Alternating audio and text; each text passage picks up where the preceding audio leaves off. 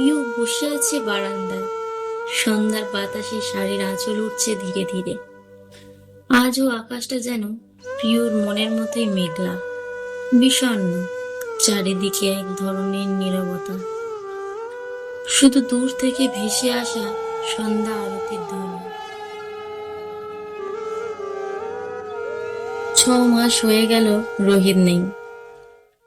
সবার কাছে শুধুই একটা দুর্ঘটনা, কিন্তু কিন্তু পিউর কাছে সেটা ছিল জীবনের শেষ আলো নিভে যাওয়া এক সন্ধ্যা প্রদীপ।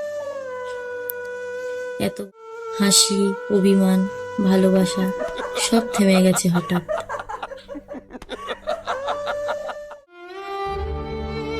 রোহিত হঠাৎ একদিন অফিস থেকে ফেরেনি। রাস্তায় গাড়ির ধাক্কায় জীবন থেমে যায় তার।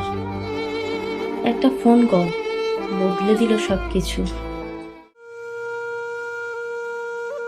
প্রথম কদিন কিছুই বুঝে উঠতে পারেনি সে। শূন্য চোখে তাকিয়ে থাকতো দেয়ালের দিকে। সবার সান্ত্বনা, হাহাকার সবকিছুই তার কানে যেন ঢুকতো না। প্রতিটি রাত ছিল নির্ঘুম, শুধু চোখের জলে বালিশ ভেজে যেত।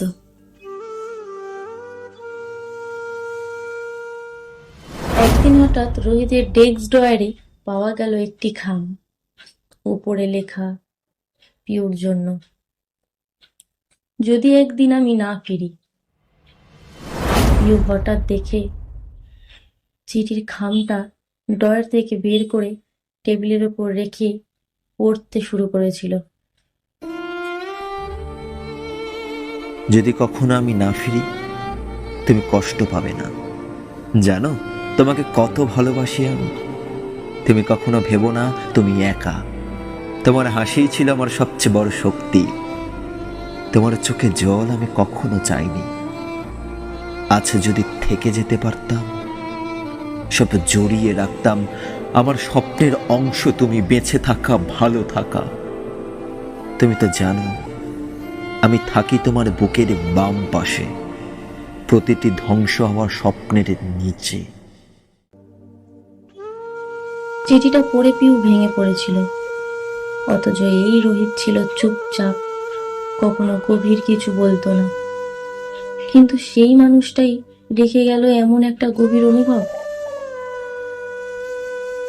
মানুষ ভাবে সময় সব ভুলিয়ে দেয়, কিন্তু সময় তো শুধু অভ্যেস গড়ে তোলে, ভুলিয়ে দিতে পারে না।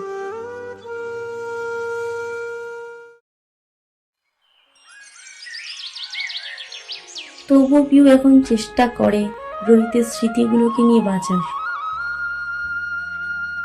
নিজের কষ্টটুকু কিছুটা ভোলার জন্য এলাকার কিছু ছোট ছোট শিশুদের পড়াতে শুরু করেছে।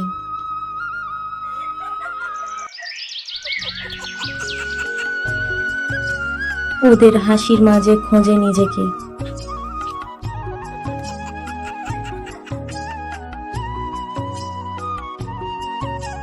রোহিত থাকলে বলতো, তুমি তো ছিলেই এমন।